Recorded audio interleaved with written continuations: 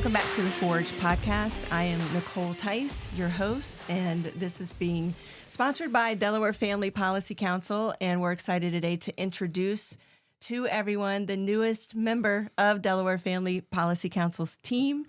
And by the way, I just want to say, when we add someone to the team, we do it very prayerfully. We wait and we get confirmation from the Lord. We ask God for all those things to make sure that we've been listening clearly, get clarity, and obey what He is directing us. And He has been so faithful in who He has brought to Delaware, literally has moved people into Delaware that are on our team. And but the story that each person has is just really great. But today we're joined by our newest team member, Rich Bryant. Hola. And I just think Rich brings so much, has such an interesting story. But let's just go ahead and say it now. Rich is the youngest on the team now. Most of our team members start when they're like 19 or 20. I don't know how that happens, but it does. Yeah, I'm the cutest one. So. He's our 20-year-old. But I wanted to invite him on because you're going to hear from him a lot more. That's the plan. And he's going to be in Legislative Hall and evaluating policy. He is joining Nandi Gamble's policy team. I like Gandalf more. Yeah. So. Right? Yeah. But we're really excited for the two of them to be working together. And already you have about a month under your belt. So I wanted to make sure we introduce you because we've got some really big things coming up that you're going to be talking about. But go ahead, tell us your story. Rich, start us off. Yeah. Well, for one, I'll say the reason why I've already loved this job so much is because, speaking of Nandi, Gandalf, we're both Lord of the Rings fanatics, which automatically means we're nerds.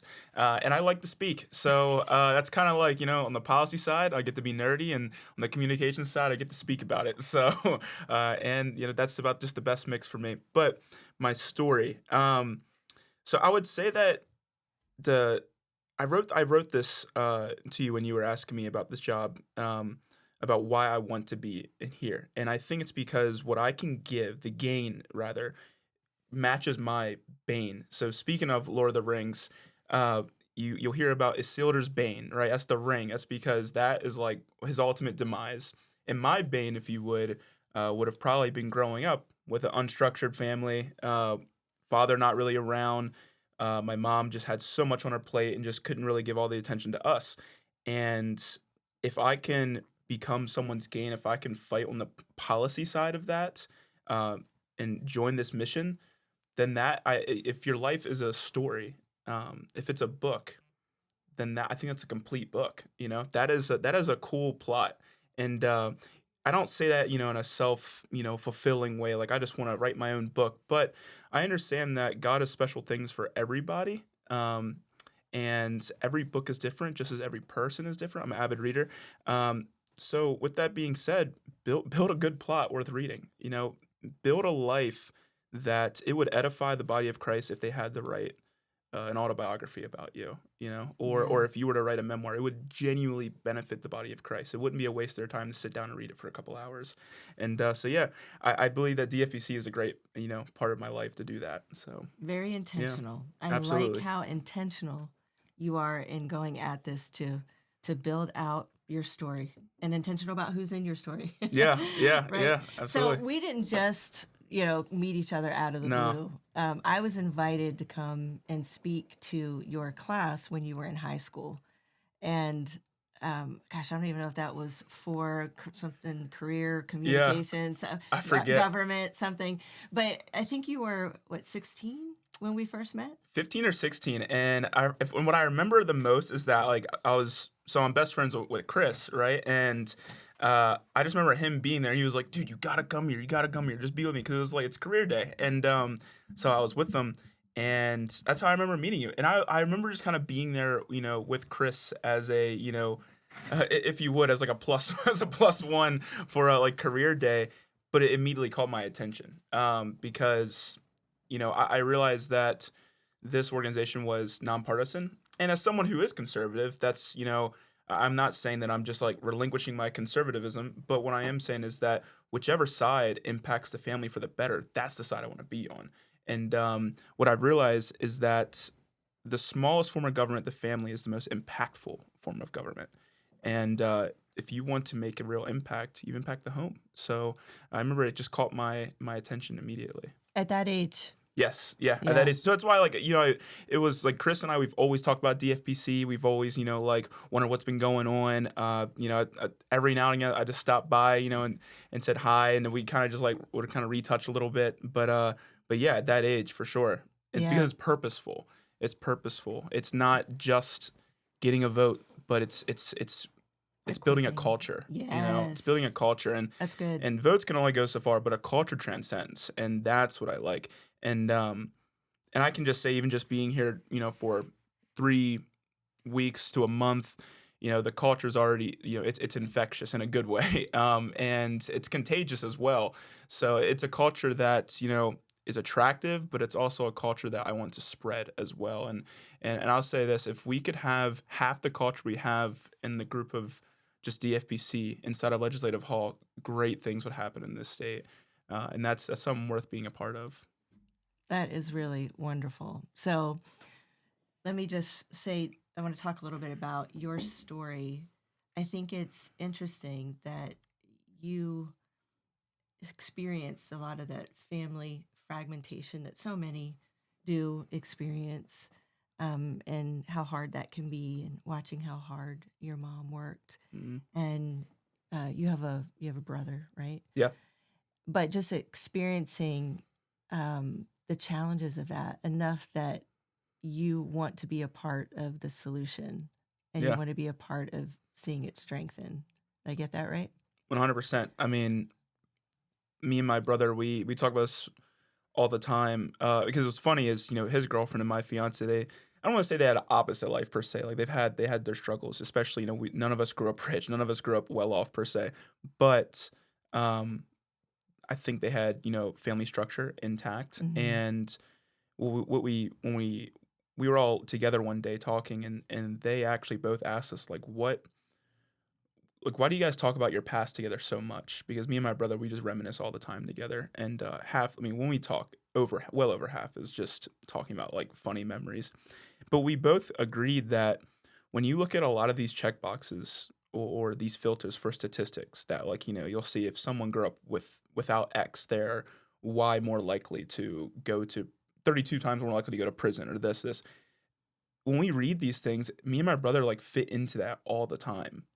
Like we like check off everything: poverty, shelter, like no father, just death, drugs, like everything. And how can you not believe in God after, just not even? We're both going to college. We're gonna be the first ones in our family to do that. We're one of like 6 to graduate high school, so it's just even the very basics that families take for granted, my brother and I are both succeeding in. And when we think about that, it's wild. And my brother's going to be doing some great things too. I mean, he's a world-class athlete, while he's also smarter than me. So he's got like academic scholarships, athletic ones.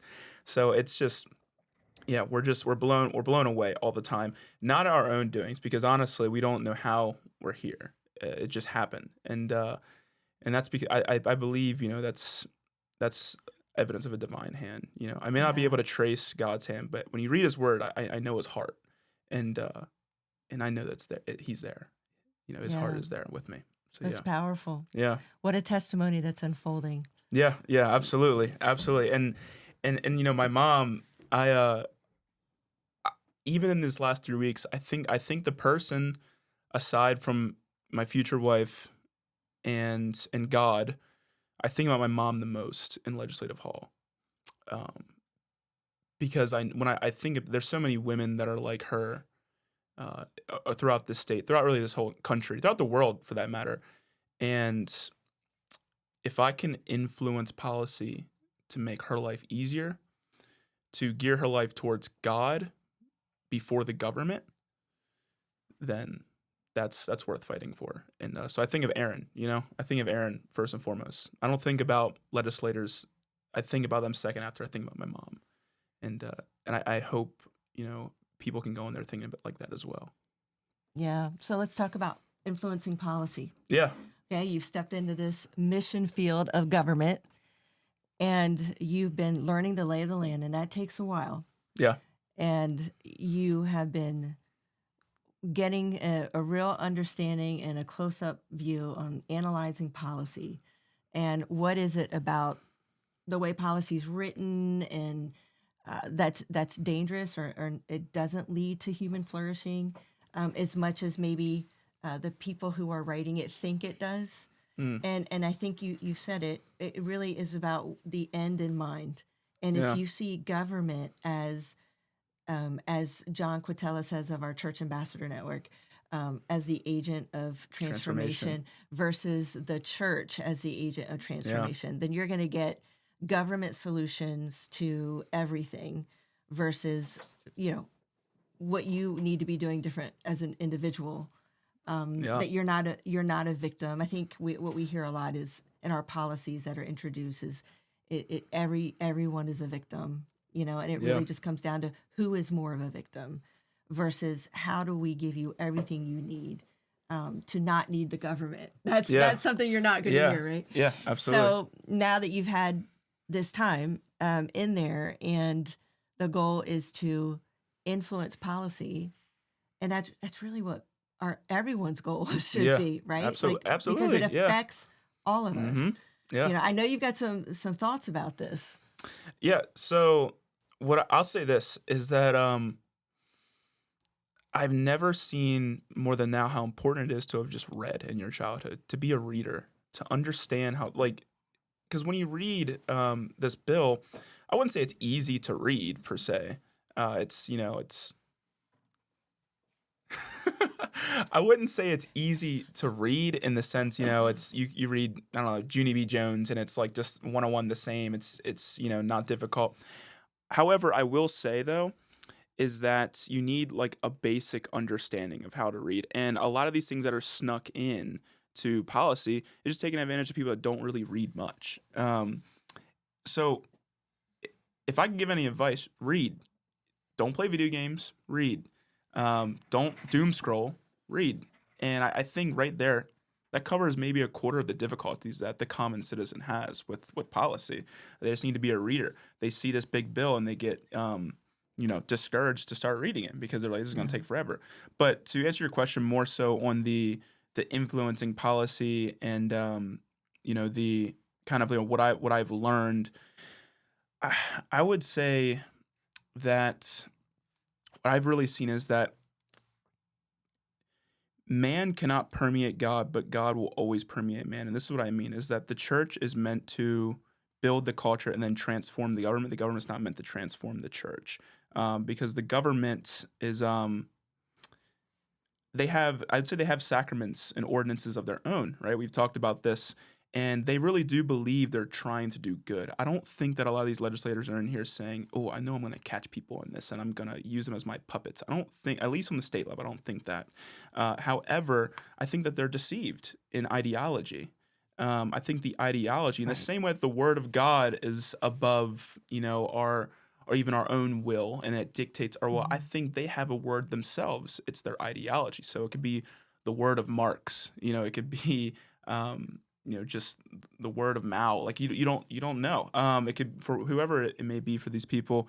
And I think that's what's dictating. They have a sacred word themselves. It's just their ideology. Our sacred word is the Bible. It's a biblical worldview. That is our guide. That's why I think having people like John in there is so vital.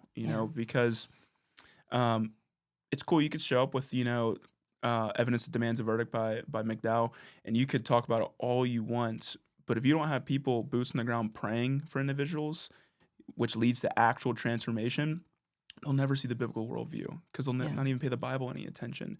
I think that's what I see the most is that there's two religions in there. There really is. Religion just simply means practice. An atheist is religious. Everybody's religious. And you see two practices. You see a practice of biblical worldview, primarily two. And then you see a practice of, I would just really say, just complete anthropology, a man-centered worldview. Yeah. Secular humanism 100% is a religion. Yeah. And I'll say this. I'm a humanist, just a biblical humanist. And what do I mean by that? I believe sin is dehumanizing. A lot of your humanists, your secular humanism groups today are for abortion, reproductive rights. I believe sin, aka abortion, reproductive rights, gay marriage, I think that's dehumanizing. That takes us away from who God meant us to be. Christ was the most human of anybody. Why? Because he embodied humanity, took on flesh perfectly. So therefore, I'm a biblical humanist. To be in Christ is to be truly human again. C.S. Lewis talks about this. The most human we will ever be is in heaven, because we are embodying the flesh that God made us in the most. So I'm a biblical humanist. I love humanity. I love people. But if you love people, you can't support what's dehumanizing. And I think secular humanism is an oxymoron. I think it's just a hidden word for dehumanization. Well, you said a lot, so I want to go back and unpack some of the things that you were referencing at the beginning. People can get really overwhelmed because they're busy and it's hard to really focus your mind in reading something like policy. And that's really why Delaware Family Policy Council, DFPC, is that's the service that the team offers. The policy team is we're going to assess it, and we're going to run it through our legal channels, and we're going to find what the problem is if we're detecting that there is one, and what is the remedy? What should we do about that? And that's the team that you're on. Yeah. And so we're going to try to distill that as much as possible and communicate that to the people who would really care about what's about to go down. Yeah. And it's a matter of just making sure that people are listening. Yeah. So I want to there's a phrase we always use that I have found that helps when you're feeling overwhelmed by all that's coming at you. Yeah. And it's really evaluating your diet of information. Yeah. Everybody has a diet. You have a diet for what goes into your body physically, what goes into you spiritually, and emotionally. Just the whole. We don't know of a better phrase than to call it a diet. If you want to start to understand more and more about what's going on, you have to adjust your diet and be intentional about what you are letting in, like what you were talking about. Yep. Stop the doom scrolling. Yeah. You got to tell your brain, you got to readjust your dopamine levels, 100%. literally, to be like, no, I'm not going to do this. If I have this window of time, I'm going to be more intentional about that. And that's a daily discipline. 100%. It doesn't matter how old you are. It's a cross-generational daily discipline of not getting hooked in to these black holes. Yeah, 100%. And getting, they're calling it brain rot now. Yeah, No, and it's I can tell you, as someone who has called himself doom scrolling, it's absolutely brain rot. It's like, because this is the thing, is in my mind I'll say, I need to get the reading. I'll keep doom scrolling, and then I'm done doom scrolling, and by that time I'm like, I can't even read 2 sentences because I'm just so used to these 6-second reels. Yes. So how can I sit here for 60 minutes? Yeah. You know? It rewires the brain. 100%. 100%. Yeah. It's bad. So that's the first obstacle that's going to improve everyone's life across the board, right? No matter how old you are. So it's adjusting what's in your diet of information. And we're always offering resources, and our team is a resource because we're going to start assessing committee hearings. Like as they're happening, we're sitting in committee hearings going, okay, this has just went down, or this is what they meant by that. And then we're talking about ideology, right? And everyone has a worldview. But a lot of times, many times, people don't understand what has influenced their worldview. And you mentioned a couple different, dead people. Yeah. We always joke about that. It's really interesting. So many people focus on being influential, and it's always the dead people who are, who stick around the most. So, yeah. But they don't realize just how much of that has gone into their education and what they're reading. And, you've been learning a whole Marxist ideology and didn't even know it. Yeah. Right? Different 100%. Terms are used now. PragerU does a lot of great stuff on this. Yeah. PragerU.com is a good resource for understanding. Explain to me what is socialism? Why is it bad? Explain to me what is Marxism, or intersectionality. Yeah. And we see all of that at play in the policies that are coming out. And because the people who are creating and introducing these ideas have been influenced by this worldview. And so we look at that whole mission field and go, how can we help people understand God's design for human flourishing? That's going to come from people who have a desire to have a biblical worldview, and that's a journey. Yeah. It's not like you 100%. wake up and go, I love Jesus, I have a biblical worldview. Yeah, we were talking about this at dinner. An old saint, and if you said this nowadays, people will go crazy. But God became man that man could become God, not in essence, not like we're not Mormons, right? We don't believe we're gonna become mini gods per se, but the character of God. God came down in body flesh perfectly, that in turn we could become Him in His character in our conduct to the very end, so that we are co-heirs. We are reigning with Christ. It's union with Christ, right? And that shapes everything. But it takes time. Salvation isn't just we have a problem with Gnosticism, very I would say retreatist mindset of Christianity. I'm gonna say yes to Jesus and I'm gonna get out of this world. No. We hear it expressed, come Lord Jesus, come. Yeah, exactly. Yeah, Right. exactly. And That's right. the reality is we were talking about this as well at the briefing, is that hell has a gate, not heaven. You won't see that in the scriptures. The gates of hell will not prevail. That means that we must bust down the gate. It's a mission we have to go forward with. It's very basic, imagery here, but we've just missed it. It's like just slid right under our nose. Therefore, it's not about us going to heaven. It's about heaven coming to us, and we are the means, the conduits by which God does that through. So yeah. Anyway, sorry to interrupt you, but yeah, it's so vital, aside from policy, that Christians understand this, because I think everything actually flows not through ideology but theology, your view of God. That your view of God shapes your view of people, thus your view of society. So everything flows through theology. It still is the queen of sciences. People just don't recognize it to be. Well, I think everyone listening would agree that you, for a 20-year-old, for a 30-year-old, you're very well read and you like reading. And Yeah. I think that was a great point for all the moms and grandparents listening, to help your young people become good readers. Yes. Do whatever you can to help them become a reader. Absolutely. And yeah. I've only read for 5 years. I grew up, like, my mom did the best she could, but there was only so much she had 3 jobs my whole life. I saw my mom from 9 to 11, and I was late for a kid getting to bed my whole life. So I kind of taught myself to read, and I went to school, talked about it, dialogue. I looked like an idiot. Then I got back in the books. This is only like 5 years worth. How much more for people that grow up with parents that teach them to read all the time, right? Don't be impressed with me. I'm like, just because society doesn't read it all, you're in the top 1% if you read 2 books a year. It's not impressive that I've read 12 books a year for 5 years. That's not impressive. That was like rookie numbers in like the 1800s. Yeah, you know what right. I mean? Oh, So I do. yeah, Right. that was someone that was dumb. So Yeah. if I'm smart because I'm dumb in the 1800s, then I don't know if that's worth praising. So yeah. Yeah, there's a whole thing about that, the way that our founding fathers were educated, Yeah. and how young they were, and they had theology degrees, and they were very well-read and smart and understanding, what was really happening. Yeah. Just that could be a whole podcast in and of itself. Yeah, no, for There's sure. so much out there about that. But okay, so to influence and to be an influencer of what's happening around you, it's being aware of these policies that are shaping your family life, whether you like it or not.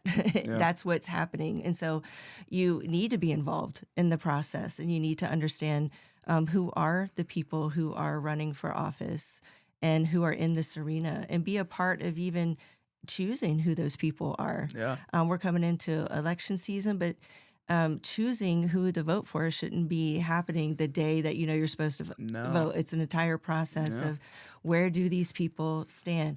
What is their worldview? What is their view of God? Just like you said, I think it's a great question to ask someone that you're considering voting for. Yeah. Yeah, 100%. tell me what your view is of God. What shapes your worldview? You might have to explain what worldview is. What do you listen to? Identify their diet of Absolutely. information. That will tell you Yeah. a lot about somebody. Even simply ask, what do you listen to? Let's take it in a basic like level. Like, who do you listen to for music? Like, what's your music taste? Um, do we really want people that are listening to Kendrick Lamar? With all the filth that he's like pushing out, or do we want people that's listening to, I don't know, like good classical music? I don't know. Like, this is like, if we have like a candidate who, like, even I think that is important, right? Because everything that goes in your mind sticks, right? Not all of it, but something is left. It is. I would say, like the intake of information is like cholesterol. Like, it sticks to your arteries. It just, whether not, maybe not all of it, but there's some type of retaining, right? So that's why I think doing your due diligence as a citizen is at least going to get to know your legislators on a personal level. Doesn't mean you have to be great friends with them or rob them of their time, but you know ask the stupid questions, because if you don't ask the stupid questions, they may pass stupid policy. So, and that's really going to affect you. So, yeah. All right. So we have a lot of different bills that are still active, and Yeah. we have new ones being introduced that we're in the process of analyzing and assessing and distilling. Yeah. And you're going to be reporting on those, you Yeah. and Nandi from Legislative Hall, and making sure that people are informed and know how to take action on the issues that we're covering. And we're covering foundational issues: life, marriage, family, religious liberty, parental rights, different things that are impacting the family, and because they're foundational. I've been doing this for 18 years now, specifically in the legislature. And when I say this, it's analyzing policy and understanding how it affects the family. And I've learned that these policies aren't new. A lot of times they're being pushed in other states, and they're coming from the same ideology. So they create model policy that they push out through the states. But I would say that the prevailing party in our state has a preoccupation with abortion, with death, and with sex. And that's what we're seeing permeate through so many of the policies. And when we see it, we can now know what the dangers are, how it's going to play out, whether they intended it to play out that way or not. But a lot of times they very much do have clear intentions on how they want this to play out. And I would also say that there is a preoccupation with making government bigger and government interference, because the worldview and our ideology that they're coming from is that the government knows best. And we're coming from an opposite worldview and ideology, where we know what God has given us as the design for human flourishing and what needs to be present for human flourishing. So we encourage people to get involved, because at the end of the day, somebody's worldview is going to prevail. Yeah. I mean, and I'll say this, I say this carefully because I don't want to like fester this retreatist attitude, right? But we do have the promise that every knee will bow the name of Jesus. Everyone. Now, that doesn't mean everyone's going to do it joyfully or even according to their own will, right? It's not like our will is going to be in line with God's, but regardless, everyone will bow the knee to Christ. So that's why it's important to understand that government, and I've understood this so much more being inside. And please don't be discouraged to go inside of Legislative Hall, because it's a mission field, wide open. Delaware's so small. No one's more than 50 minutes away from Dover.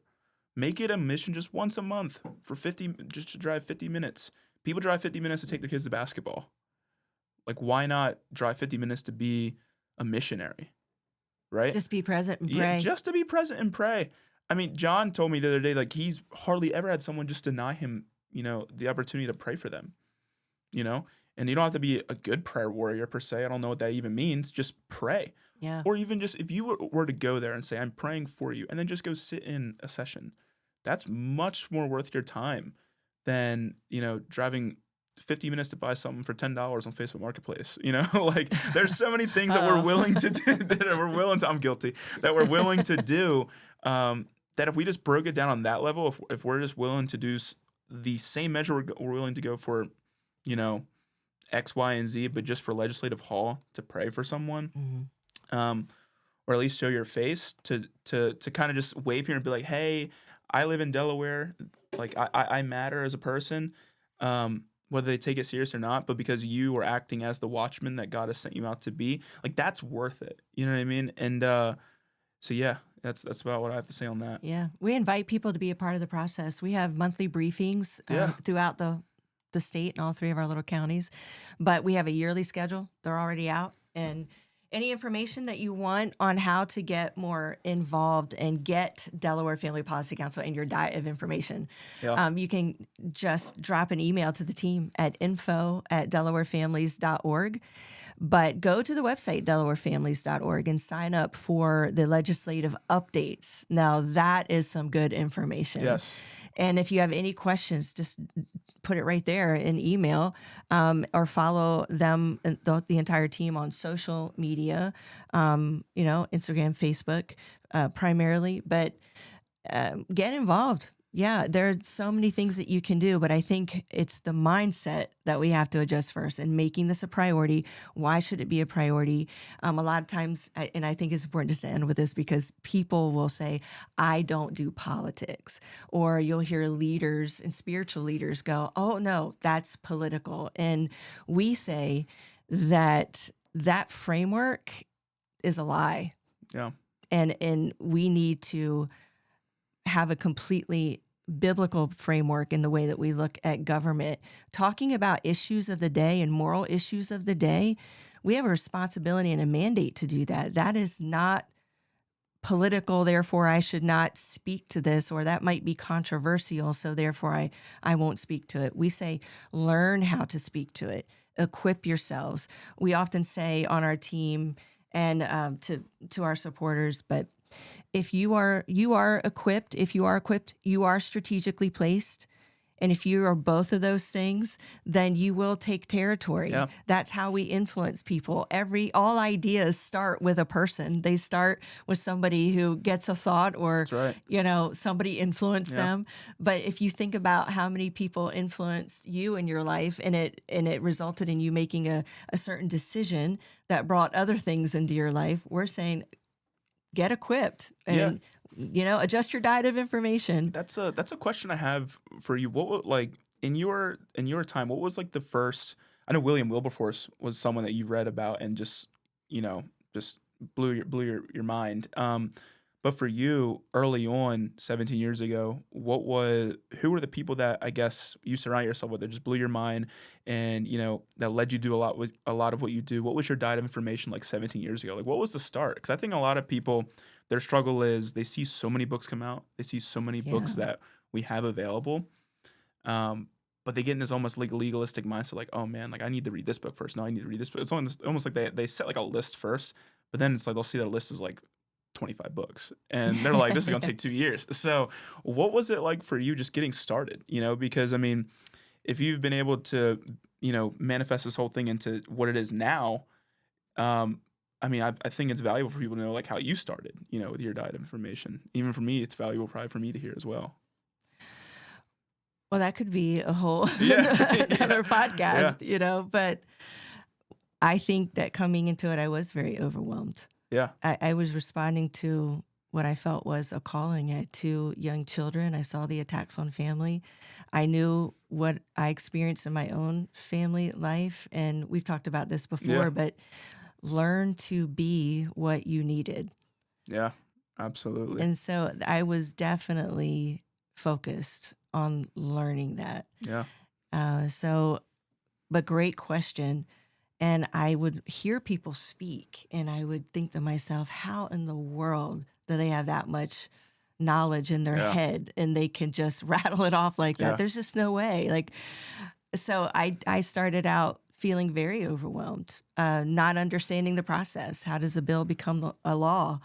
I didn't know any of those basics, but I think I was really angry by how much I wasn't taught in my educational experience. Passion, yeah. Like, why wasn't I taught this? Why wasn't I taught about William Wilberforce? Why wasn't I taught about the people who stood, Dietrich Bonhoeffer? We were taught nothing about those stories, I know in my entire educational experience. Yeah. Even in Christian schools, never even taught those things. Yeah, I mean, I can, I Or can even, C.S. Lewis. 100%. And I met people in college who didn't even know the name C.S. Lewis until they saw there was a specific course that, no joke, had like 3 people signed up for it. So they didn't even end up doing it. People were like making fun of it. That's how I heard about this at my college. People were like, "Why is there a course for C.S. Lewis writings?" I'm like, there should be an entire school for C.S. Lewis writings. And Right. so I remember having to explain to someone like, "Hey, you like that movie about like the Lion, the Witch, the Wardrobe?" I'm like, "That's C.S. Lewis right there." And but I absolutely agree because in all my school, never heard of Dietrich Bonhoeffer. I didn't even hear about Corrie ten Boom until like. Yeah, Exactly. yeah, I like that, and that's just the most basic, right? Like everyone should be reading that Hmm. book. I didn't hear about William Wilberforce. None of these people. So that was the first thing I did, was adjust my diet. Yeah, And I went to those people that I would hear speak and ask, "What are you reading? What has informed your position? I want to know." And I started assessing, putting together my whole collection of what I was going to read and tackle. And then I started putting myself in situations where I would go to meetings and observe, and I was exposed to Family Research Council, and they were that organization out of DC has been absolutely instrumental in my learning. Also, Alliance Defending Freedom, mm-hmm. ADF, I had been Yeah, following since I was 16. yeah, And that's because I was following Focus on the Family. And some folks might remember James Dobson. And I had been raised on James Dobson. I think that I heard that name or his voice in my life every day as my mom sought everything that James Dobson had to say and write in her trying to raise us with no healthy frame of reference yeah. for what family should look like. Mm. And so Focus on the Family provided that to her. She did the best that she could to apply that to us. But that's how it started when I was younger. But coming into this, it was definitely a response to a call. It was nothing I was looking for. I did not want to get involved in this arena. I was raised by world-class boomers who were avoidance about everything. Yeah. That's what we say, the boomer generation. In terms, every generation has a Okay, different boomer. communication style, Yeah. and boomers are definitely avoiders. You just don't talk about that kind of Yeah. stuff. You just don't talk about those things that cause conflict. So nobody ever understood how to even work through all of that, Yeah. right? So it's surrounding myself, just like you were talking about, Mm-hmm. how you were intentional about your friendships, 100%. right? Show me your friends. Show me your future. That's Yeah. right. And so that's another thing, if parents are listening, it's teaching and literally praying and asking God for help and helping your child to become a reader, Yeah. to cultivating that. I was not a reader. I had never read a full book. Mm. And so That's interesting. right? So, But I asked God to make me a reader. wow. And he did it. He answered that prayer. And now there were people who came into my life who had the right diet, and I wanted their diet, and I saw what it did for them. And so I would say early on, that's how it started. So we're continuing in that now. We do read the Yeah. 12 and 15 books Yeah. a year, Yeah. and what we can't catch in reading, we're listening, Yeah. but we're always listening and learning. But the other thing I would say is discipleship, because discipleship and really understanding, I love Jesus. I love my understanding of Jesus. But back then, spiritual formation. And there were some really big holes in my Mm. spiritual formation. And our parents do the best that they can, right? Absolutely. But then we move glory to glory. We take Mm-hmm. what they give us, and then we're going to build on it.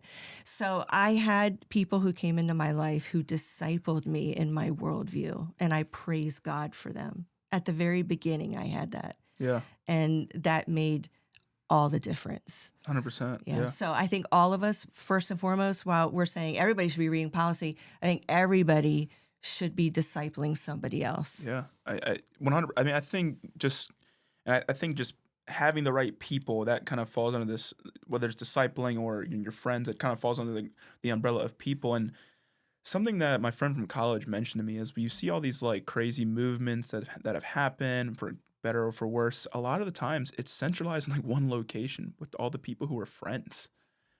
it's weird. Like even look at in the 2000s, right? When it comes to the Calvinist movement, whatever your belief is on that, MacArthur, Sproul, Lost, like they all knew each other. They were friends first. Um, it was just one group. That's all it was. Hmm. That just was ready to speak up and ready to, get at a task that they were gifted at, and then for the other one Yeah. to do it. Um, It was one group, the Clapham Circle, that yeah, abolished slavery. yeah, exactly. Yeah, exactly. So it's like a lot of a lot of the times, it's not as much as it's not so much like an idea took over an entire culture. It just a group picked up on one idea and then they took over the culture Right. because ideas, words can't travel, feet can. You know what I mean? And you have to travel places to then speak, and then those minds that attach to it, they then travel places. Yeah. Like feet move. I think words stick. That's what it is. Ideas have consequences. 100%. They So always, yeah, ideas always have consequences. yeah, And that when we look at legislation, it starts with an idea. yeah. And then we have to see where it's going to lead, where it's going to play out. When you follow this mindset, let's say telling children that they can transition their gender and telling them this as early as 2 and 3 years old. Yeah, So you want to play that all the way to its end to see where it leads. yeah, And it's absolutely catastrophic. absolutely. And the path that it puts children on. So that's something that we advise parents to do, is when they hear things like that, is play it all the way to its end. And where is this ideology taking your child? And be 100%. very intentional about who is coming into your child's world to shape that. Absolutely. I mean, life is mathematical. There's an equal sign to everything. There has to be an end to something, right? So yeah, and I absolutely agree with that. And I think just on a very basic level of how to be a good citizen is to have good friends, like we were talking about. I look at the reason why I did not end up in the same boat as like, let's say a lot of people in my family for that matter, is because I was so blessed to have friends who I got in trouble for like being at prayer meeting with them too late. You know what I mean? Like I wasn't out like, and that's not saying like, oh, I'm so good, but my point is that we were attracted to the right things. And you hear the myth of like, oh, you move on from your friends, you never talk to them after high school. That's probably true for most people. For me, at least, I still talk to my friends daily. Same ones, Matthew, Chris, Cody. Those are my people, and I think friends they're so vital. Get your tribe. 100%. Yeah. Yeah. I'm that's my language. I'm Native American. So yeah. So I think it's clear that we could talk for hours. And 100%. Yeah. I love how on our team we have every generation represented. Yeah. I thought about that earlier. It's so cool. You're Gen Z, Yeah.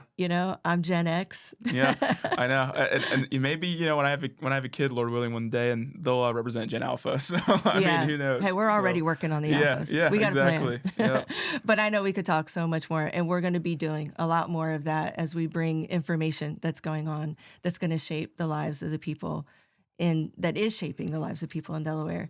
But also for people listening, it's the things that we're talking about, they're not just applicable to the state we're living in. They're applicable to anybody's state. Yeah. Especially if you're in a state and you're outnumbered, and the prevailing worldview is that which is very opposite from a biblical worldview. So we hope that people can pick up what we're learning, what I've learned, and what Rich is learning real time. Yeah. I think this podcast is such a service to the nation, right? It's dealing, fighting the same fight we are. Because here's one thing. I think that this team, especially Nicole, has the validity to talk about what she's talking about. Because, not that I want to get political or break it down with colors here, but, generally speaking, deep blue states don't value the family. They tend to, completely, ruin family structure a lot of the times. But think about like California and Delaware, right? Just as blue. Cali may be even bluer. But the thing is, though, is California isn't as localized. There's certain areas in California where you can go where a certain town or so that has a little bit different policy than Los Angeles. And you can feel safer almost. Delaware is a lot less of that. It's so localized. I mean, well over 67% of Delaware is heavy blue, but so one county, Sussex, is kind of like, and even now it's getting like more and more blue as the days go on, more and more liberal as the days All the go people on. moving in. Yeah, I know. New York, New Jersey, what are you guys doing? So it's, I meant that for you, John. So, but the point is that what we're talking about is not Delaware exclusive. This is stuff that everyone deals with across the country, fighting the good fight. But I would say what is Delaware exclusive, which is to your benefit to hear, is how localized we are. Therefore, I think you can see the consequences of these ideas that play out a lot quicker in Delaware than what they would in California, because on a very practical level, there's just a lot less area to cover in Delaware. So an idea spreads quicker.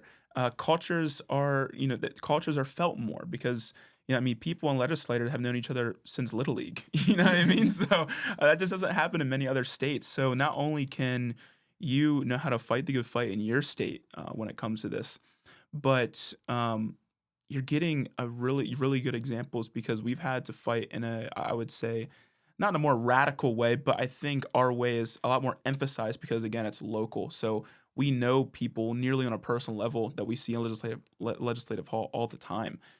So it's not only is it blue, but people feel it more. So you may be uncomfortable. Well, just know in Delaware, it's we get that uncomfortable feeling. We understand you more than almost anyone else would in the rest of the country. Because we have to see these people every day, not even just legislative hall, but possibly down the street at another restaurant. So, yeah, for sure. Yeah, but this is a service for you guys. Well, you mentioned about prayer earlier on. Yeah. Prayer is really the biggest weapon we have. And so we want to invite people to be praying for their leadership in their church, praying for the leadership in your community, and especially in your state, and then the nation. We just don't pray about it enough. We have an effort on our team called the Tenacious Prayer Warrior Effort. You can go right on our website, DelawareFamilies.org, and learn more about being a tenacious prayer warrior. But there is a deliberate effort to build a prayer army in our state, because we know that it's the game changer. And then you put the right action, principles of engagement behind it, and we know it's the recipe that will transform our state. And when I say transform, it's making disciples. That's what transforms everything around you. That's what transforms an entire community.